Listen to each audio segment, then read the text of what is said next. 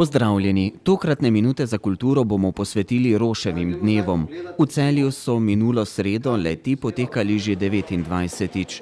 Na literarni natečaj za mlade literate iz 8. in 9. razredov, ki ga vsako leto organizirata Javni sklad Republike Slovenije za kulturne dejavnosti in Osnovna šola Frana Roša, so letos prispela dela 60 avtorjev. Tako so organizatorji z letošnjimi Roševimi dnevi zadovoljni, saj so prejeli 33 proznih prispevkov in 41 pesmi, ki so jih 8. in 9. šolci skupaj z mentorji prijavili na natečaj. V ožji izbor se je uvrstilo 20 avtorjev in si s tem prislužilo vstopnico na Roševe dneve. Roševi dnevi so vsako leto nekaj posebnega, ker tukaj zberemo res cvet tistih osnovnošolcev, ki znajo pisati in ki imajo take mentorje, da jih dovolj navdušijo, da stopijo stopnico više, se pravi, da ustvarijo res neke presežke. Zadovoljni smo tako z odzivom kot s kvaliteto.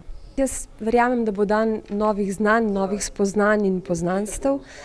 Dobijo se ljudje iz cele Slovenije, ki se sicer ne srečujejo, se pravi tako mladi kot tudi mentorji, imajo priložnost, da se skozi delavnice nekaj novega naučijo. Veselje mi je pravzaprav, da s tem tradicionalnim literarnim dogajanjem ohranjamo ali pa tudi mogoče v širšem slovenskem prostoru predstavljamo Frana Roša.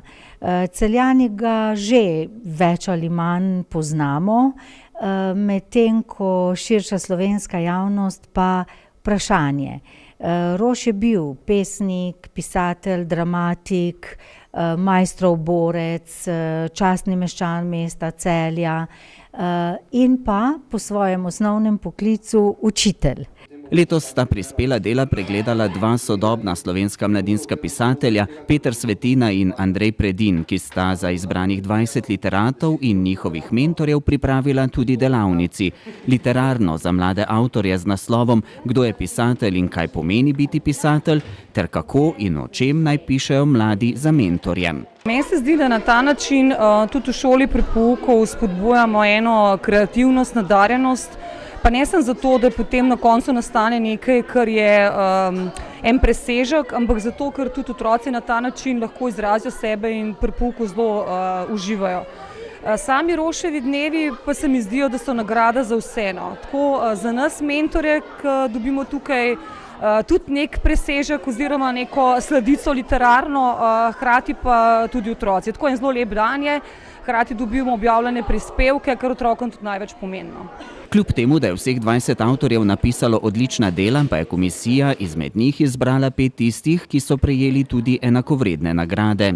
To so Mina Brezič iz 3. osnovne šole Celje, Iva Kovačič iz osnovne šole Brežice, Rok Panjan iz osnovne šole Artiče, Zala Ramšak iz osnovne šole Frana Roša Celje in Samo Recek iz osnovne šole Kuzma. Jaz sem pisala haikuje, to so pa pesmi japonskega izvora z 3 verzi samo, pa sem tudi prvič pisala to.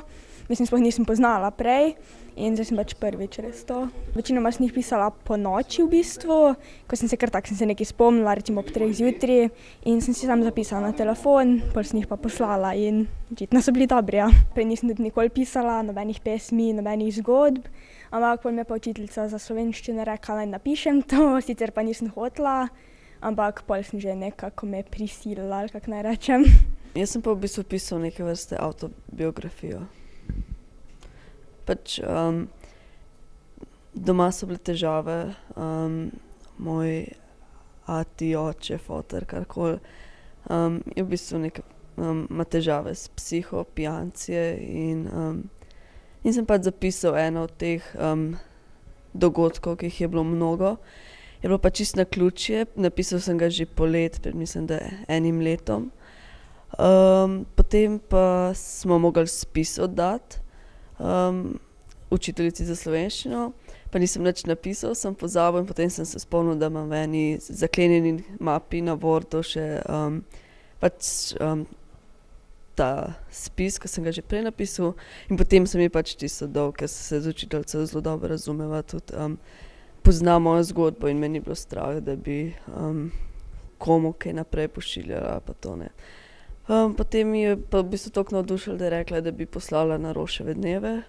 Jaz sem se potem strinjal in zdaj smo tukaj. to je bilo v bistvu najprej pisano kot prvo poglavje nekega romana, ki ga imam mogoče v prihodnosti namen napisati. Tako da v bistvu to je neka potrditev, da je moje pisanje zanimivo, v redu. Po predstavitvi del in podelitvi priznanj so si v popoldanskem delu srečanja mladi ogledali še Roševo hišo. To je tudi priložnost, da se srečamo s širšo družino Roševih, ki zelo prijazno se odzove vsako leto našemu vabilu, prošnji in pravzaprav tudi pridejo iz različnih krajev, se vrnejo nazaj v Celje, tako da se srečamo v Jenkovi ulici, kjer je za nekaj let kar en del svojega življenja bival Fran Roš in si ogledamo spominsko sobo. Vseh 20 izbranih del je zdaj objavljenih tudi v zborniku Minljivost je največja sila sveta, ki so ga izdali ob zaključku natečaja. V sklopu Roševih dnevov pa so že 9. v Osrednji knjižnici Celje odprli razstavo najboljših glasil z literarnimi prispevki osnovnošolskih otrok, pri kateri so tretjič sodelovali tudi srednješolci. Letos je sicer prispelo manj del kot pretekla leta, 5 publikacij je prišlo iz 4 gimnazij, iz 17 osnovnih šol pa še 24 glasil. Razstava bo na ogled do 16. aprila.